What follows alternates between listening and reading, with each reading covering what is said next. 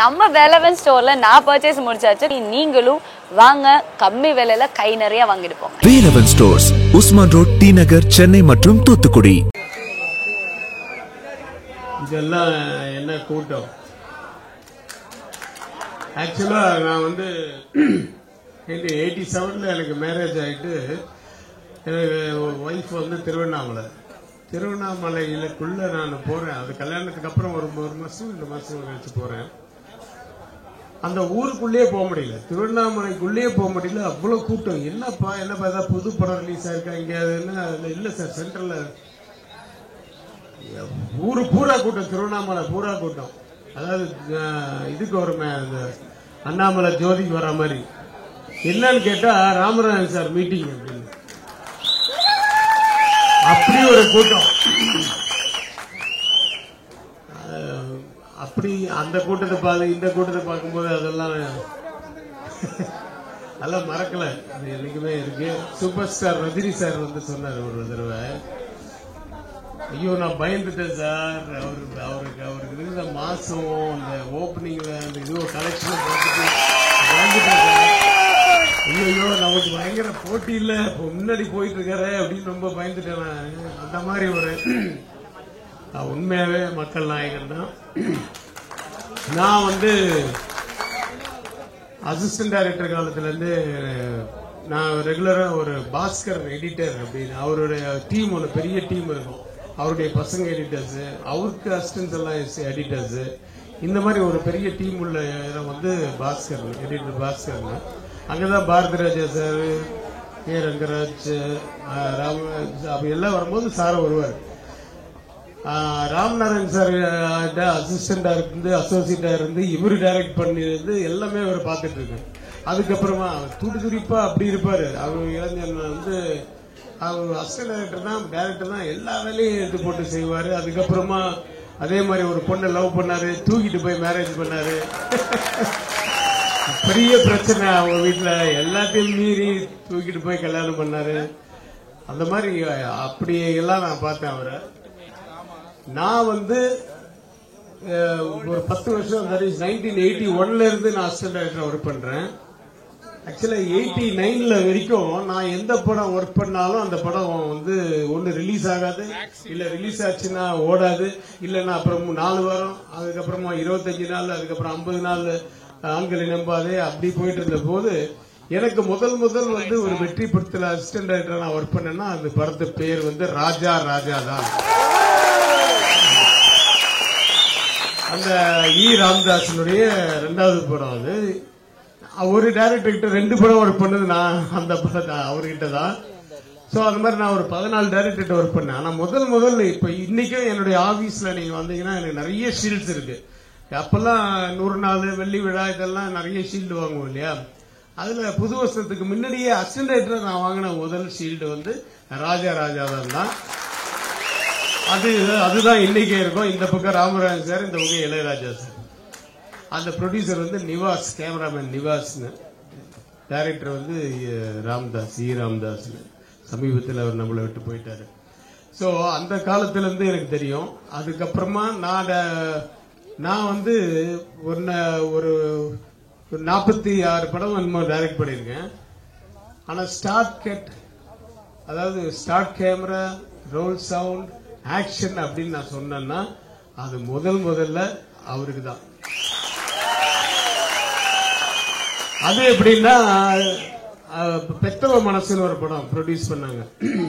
நம்ம ராஜ்கிரண் சார் தான் ப்ரொடியூசர். அந்த படத்துக்கு கதை வசனம் வந்து கஸ்தூரி ராஜா. அந்த படத்துல வந்து நான் அசோசியேட் டைரக்டர். ஆனாலும் நான் தான் ஷார்ட் ஆக்ஷன் சொல்லணும், ஷார்ட் கேமரா ஆக்ஷன் சொல்லணும். காரணம் வந்து அவர் ஹீரோ அண்ட் டைரக்டர். அந்த படத்துல டைரக்ட் பண்ணி ஹீரோவா நடிக்கிறாரு.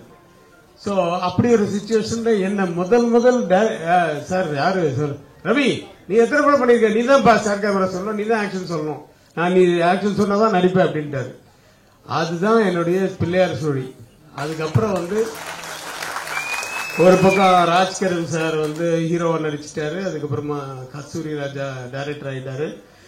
அதுக்கப்புறம் நான் இந்த பக்கம் புரியாத பகுதியில் டைரக்டர் ஆயிட்டேன். இப்படி வந்து நான் எப்படி அந்த 9 வருஷத்துல வந்து ஒரு ஆன்டி சென்டிமெண்டா இருந்ததும் அது அப்படியே அவர்கிட்ட போனதுக்கு அப்புறம் எல்லாமே சென்டிமெண்டா ஆயிடுச்சு. அப்படி ஒரு ராசியான ஒருத்தர். அதுக்கப்புறமா நான் டைரக்ஷன் பண்ணி இது பண்ணும்போது நடுவில் அவரை வச்சு ஒரு படம் பண்ண வேண்டியது. அதுக்கு ஸ்டில் ஷூட்லாம் கூட எடுத்தாச்சு. ஆனா வேறு சில காரணத்தினால அந்த படம் எடுக்க முடியல. அப்புறம் அனுமோகன் சார் பண்ணாருன்னு நினைக்கிறேன் அந்த படம் காளையனா. அது அனுமோகன் சார் பண்ணாரு. அப்ப நிறைய படங்கள் நான் 3 மாசத்துக்கு ஒரு படம் கொடுத்துட்டே இருந்தேன். அப்போ ஸோ இதுதான் எனக்கும் ராமராஜன் சாருக்கும் உரிய அந்த பந்தம். இந்த படத்துல நம்ம ராகேஷ் வந்தாரு, கதை சொன்னாரு. மாதிரி கண்டிப்பா ராமராஜன் சார் படம்னா நீ ஒரு நாள் இருந்தா கூட ஒரு கெஸ்ட் ரோல் அந்த கூட நான் பண்றேன் அப்படின்னு சொல்லிட்டேன். ஏன்னா ரொம்ப வருஷம் கழிச்சு மறுபடியும் ஒரு படம் பண்றாரு அப்படின்ட்டு யாரும் அவர் தப்பா நினைக்காதீங்க. என்ன இப்படி நடக்கிறாரு இப்படி இருக்காருன்னு சொல்லி. அவருக்கு அந்த ஆக்சிடென்ட்டுக்கு அப்புறம் தான் அப்படி இருக்காரு அப்படின்றதுக்கு காரணமே அந்த ஆண்டவருடைய அருள் தான். அது நிறைய பேர் சொல்லுவாங்க ஜெயலலிதா மேடம் ஹெல்ப் பண்ணாங்க அது பண்ணாங்கன்னு. எல்லாத்தையும் மேல ஒரு அருள் ஒண்ணு இருக்குல்ல, அந்த அருள்னாலதான் இன்னைக்கு அவர் இங்க இருக்காரு. ஆண்டவன் அருள் தான் அது. அப்படிப்பட்ட ஆக்சிடென்ட் அது. அந்த கார்ல இவர் கூட போனவங்க எல்லாம் இறந்துட்டாங்க. அதை மிஞ்சி தப்பிச்சு இப்படி நடிச்சு மறுபடியும் ராஜா சார் பாட்டு அவர் பாடணும்னு எழுதி வச்சு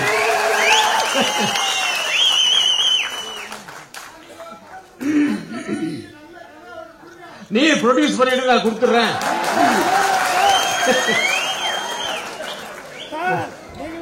அப்புறம் இந்த படத்துல ராகேஷனுடைய டைரக்ஷன் பத்தி நான் சொல்லவே வேணாம். அவர் நல்ல ஒரு எக்ஸ்பீரியன்ஸான ஒரு டைரக்டர் மாதிரி தான். அதுல முதல் படமா அது 3வது படம். பட் அதெல்லாம் நல்ல எக்ஸ்பீரியன்ஸான ஒரு டைரக்டர் எப்படி வேலை வாங்குவாங்களோ அப்படிதான் இப்ப கூட வேலை வாங்கினார் ராமராஜன் சார்.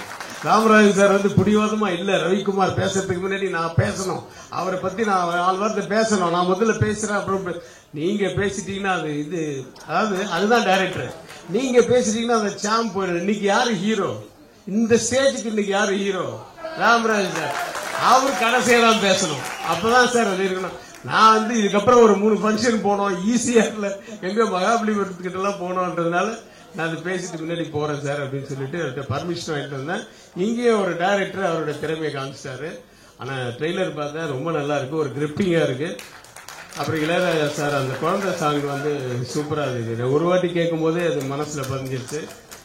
அவர் இன்னைக்கு வரல அப்படின்னா அதுக்கு 1000 காரணங்கள் இருக்கு.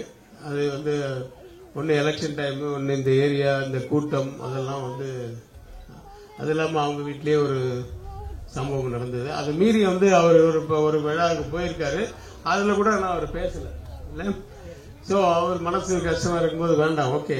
பட் படத்தை நல்லபடியா கொடுத்தாரு. மறுபடியும் அடுத்த படத்துலயும் அவர் தான் இசையமைக்க போறாரு. அப்ப பார்த்து போனாங்க. எனக்கு இளையராஜா சாரோட நிறைய கனெக்ஷன் இல்லைனாலும் இந்த ராமராஜன் சார் ராஜா தான் படத்துக்கு இளையராஜா தான் மியூசிக். அப்ப நான் ஃபர்ஸ்ட் டைம் அவரை பார்த்தேன். அப்புறம் 2வது தடவை பார்த்தது ஒருவேளை இளையராஜா சார் இந்த ஆடியோ வீடியோ எல்லாம் ஏதாவது கேட்டிருந்தாருன்னா அதுக்காக சொல்றேன். இளையராஜா சாரோட 2வது படத்துக்கு ஏவிஎம் சரவணன் சரவணன் சார் சக்திவேல் ஒரு படம் புக் பண்ணிட்டாரு. கம்போசிங் போய் உட்காடுறோம். அதுக்கு முன்னாடி தான் புருஷலட்சணம் ஒரு படம் ஓடி இருக்கு. அதுல பாத்தீங்கன்னா அந்த அம்மன் சாங்கு பெரிய ஹிட்டு. அதனாலே அந்த மாதிரி ஒண்ணு வேணும், அந்த மாதிரி ஒரு சிச்சுவேஷன் வேணும். சரவணன் சார் அவங்க பிரதர்ஸ் எல்லாம் சொன்னதுனால சரின்னு சொல்லிட்டு போய் கம்போசிங் உட்காந்தோம். உட்காந்த உடனே அவரு என்ன சிச்சுவேஷன் சொன்னேன். எந்த மாதிரி டைப்ல வேணும்ன்றீங்க அப்படின்னா நான் கோலவிழியம்மா ராஜகாளியம்மா பாயத்தாயம்மா பங்காரும் ஐயம்மான்னு நான் பாட்டு அந்த பாட்டை ஃபுல்லா சும்மா அப்பதான் அதுக்கு முன்னாடி படம்ன்றதுனால ஃபுல்லா இல்ல ஞாபகம். ஒரு தாலி வரும் கேட்க வந்தேன் தாயம்மா அப்படின்ட்டு அது மாதிரி எமோஷனல் ஆயிட்டு அதுக்கப்புறமா அவரு மெலடி வரணும் சார். அப்படி அவர் சிரிச்சுட்டே இது பண்ணாரு. வெளியில சரவணன் சார் என்ன தம்பி நீங்க இந்த பாட்டை பாடிட்டீங்க. ஏன் சார் அது தேவாவோட பாட்டு, நீங்க இளையராஜா கிட்ட பாடிட்டீங்க. அவர் சார் அவர் சிரிச்சுதான் சார் கேட்டு இருந்தாரு. இல்லப்பா நீ இளையராஜா சார் பாட்டை சொல்லிட்டு இல்லைன்னா ஹிந்தி பழைய மியூசிக் டைரக்டர்ஸ் எம்.எஸ். விஸ்வநாதன் சொல்லியிருந்தா கூட பரவாயில்ல. தேவா இப்ப ஒரு காம்பனண்டா இருக்காருல்ல அப்படின்னாரு. சரி நின்று லஞ்சுக்கு அப்புறம் மறுபடியும் அடுத்த சாங். அப்பெல்லாம் ஒரு நாளைக்கே 3 சாங் 4 சாங் எல்லாம் கம்போஸ். லஞ்சுக்கு அப்புறமா போறோம். என்ன சிச்சுவேஷன் சார் இது ஒரு டூயட் தான் சார், ஒரு பெரிய சுச்சுவேஷன்ல ஒரு இமேஜினேஷன் டூயட் தான் சார். ஏதாவது இன்ஸ்பிரேஷனுக்கு பாடுவிய பாடு அப்படின்னாரு. நான் டக்குன்னு இவரை தான் நினைச்சேன். உடனே ராமராஜ் சார் நினைச்சிட்டு, மாங்குயிலே பூங்குயிலே இந்த மாலையட தேடி வரும் நாளை என்ற நாளு அப்படின்ட்டு இது பண்ணீங்கன்னா அவரு போட்ட பாட்டாச்சே, அப்படியே சந்தோஷம் சரவணன் சாருக்கு. உடனே இமீடியட்டா அந்த ரிதத்துக்கு ஏற்ற மாதிரி அவர் ஒரு ஹார்மோனியத்துல மல்லிகை மட்டு மனசத்து ஆளுன்னு சொல்லி உடனே கொடுத்தாரு அந்த டியூன். அந்த மல்லிகை மட்டு சாங் பெரிய ஹிட், இன்னைக்கும் போயிட்டு இருக்கு. சோ இதுல என் வாழ்க்கையில நடக்கிற அந்தந்த சம்பவங்கள் எல்லாமே நடுநடுல ஒருத்தர் வருவாரு, அவரு ராமராஜன்.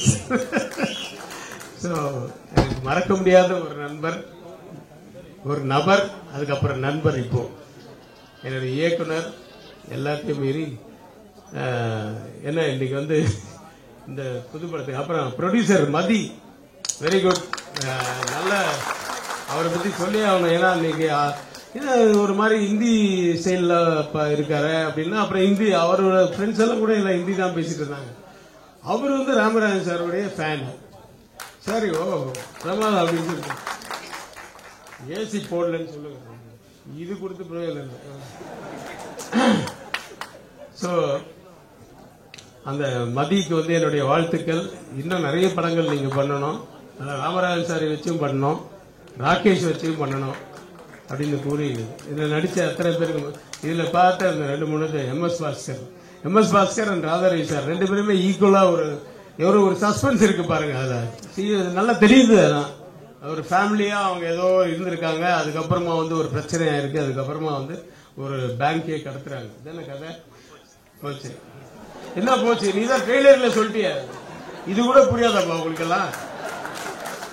ஆனா எப்படி எதை கடத்தினாங்க, எப்படி இதெல்லாம் சமாளிச்சாங்க, எதுக்கு நான் உள்ள வந்தேன், நான் அவரை பிடிச்சனா இல்லையா, எல்லாம் எவ்வளவு இருக்கு விஷயங்கள் இல்லையா, பாட்டு எல்லாம் இருக்குல்ல. அதனால எல்லாருக்கும் தெரியும், இந்த ட்ரெய்லர் பார்க்கும்போதே தெரியுது இல்ல.